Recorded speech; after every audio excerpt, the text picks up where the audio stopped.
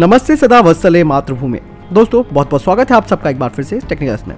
दोस्तों अभी 2 दिन पहले एक अपडेट आई थी भारत और ओमान को लेकर, और इसके बारे में मैंने डिफेंस अपडेट में भी बताया था। हालांकि खबर छोटी थी, लेकिन इस खबर के मायने बहुत बड़े हैं और भारत की ये वो स्ट्रेटेजी है जो कि आने वाले समय में चाइना को काउंटर करने के लिए, और भारत और ओमान के बीच में जो डील हुई है सैन्य सहयोग को लेकर, वो क्यों इंपॉर्टेंट हो जाती है, ये सारी बातें आज आप इस वीडियो के माध्यम से जानेंगे। दरअसल भारत और ओमान के बीच समुद्री सहयोग को लेकर एग्रीमेंट पर भी दस्तखत किए गए हैं। अब आप ये पूछेंगे इसमें खास बात क्या है, लेकिन इसका सबसे बड़ा फायदा भारत को है और ये मिलिट्री टाई अप चीन को काउंटर करने के लिए है। हालांकि 2018 में भारत और ओमान के बीच संबंध काफी मजबूत हुए, जिसके चलते भारतीय नौसेना को खाड़ी देश में यानी कि ओमान में अपने जहाजों की ड्राई डॉकिंग और मेंटेनेंस की सुविधा मिली। भारत को हिंद महासागर में चाइना को काउंटर करने के लिए ये भारत का बहुत ही इंपॉर्टेंट कदम है, क्योंकि जहां पर चाइना अक्सर घुसपैठ करता रहता है। यही नहीं, गल्फ कंट्रीज में भारत ने यूएई के साथ भी अपने नौसेना संबंधों को काफी मजबूत किया है और दोनों देश नेवल एक्सरसाइज में भी हिस्सा लेते हैं।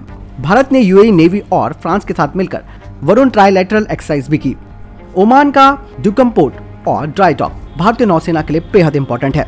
यहाँ पर भारतीय नौसेना को एक तो अपने नौसेना के जहाजों की डॉकिंग की अनुमति मिलेगी और दूसरा यहाँ पर भारतीय नौसेना के जहाज अपनी मेंटेनेंस भी करवा सकते हैं।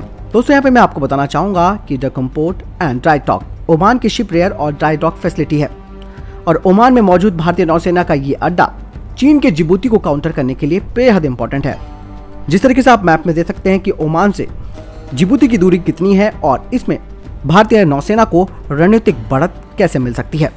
हालांकि दूसरी तरफ भारत ने ईरान में चबहार पोर्ट का निर्माण किया और काफी इन्वेस्टमेंट भी किया, और ईरान के लगातार बदलते हुए सुर भारत के लिए एक चिंता का विषय है। इसलिए भारत को एक ऑप्शन चाहिए था कि वो अपना एक नेवल बेस स्थापित कर सके, तो ऐसे में ओमान ने एक बड़ी भूमिका निभाई है। वहीं दूसरी ओर जिबूती बंदरगाह भारत के लिए एक बहुत बड़ी टेंशन है, लेकिन उसका तोड़ अब ओमान में भारत को मिल गया है। दरअसल चाइना एक पैसिफिक कंट्री है और उसने प्रशांत महासागर को बड़ी तटरेखा माना है, लेकिन हिंद महासागर से उसका क्या मतलब है।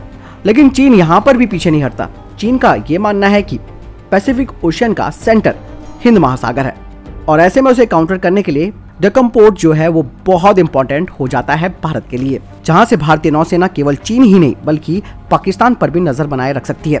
इसके अलावा भारत और ओमान ने स्पेस और साइबर सुरक्षा के क्षेत्रों में भी सहयोग को लेकर समझौते किए हैं।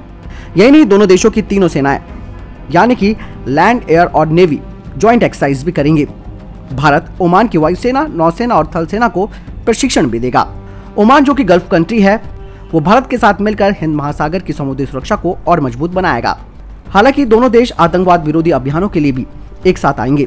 हालांकि ओमान को आतंकवाद और खून खराबे से दूर रहने वाला मुस्लिम देश माना जाता है और यहाँ के लोग ज्यादा सुरक्षित हैं, लेकिन ऐसा पूरी तरह से भी नहीं है।